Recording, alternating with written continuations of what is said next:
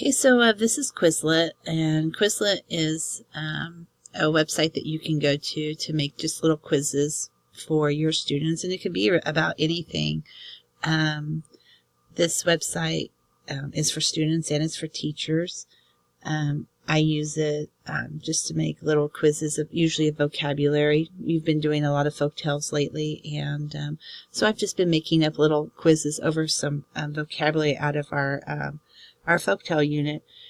So the first thing you want to do is go to create, which I've already done, and then you just type in the title. I always type in just the title of the book that I'm working with, so it was Stone Soup. And then some of the vocabulary words were drifter, village, stone, ladle. And then you put the definition over here to match, and then you just hit create, and you can put in as many as you need. And then let's see, get rid of that. All of these little things come up that the kids can do with the vocabulary words, so they can do like flashcards.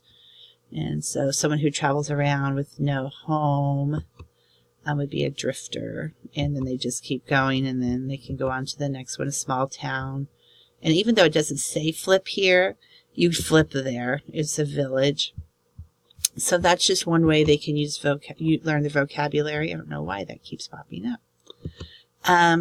Or they can write the words, they can spell, and then when they're done, there's always a little test that they can take. And the test, is a written question. There are multiple choice questions. I think there's a true-false, and then they got a couple of true false, and then they can check their answer. And then the great thing about it is that they can print their test and turn it into you, and then you just kind of have an idea of what kids are getting the vocabulary, and what kids might still need some help with vocabulary. So this is just a fun little way, instead of using pencil and paper all the time, to learn a vocabulary.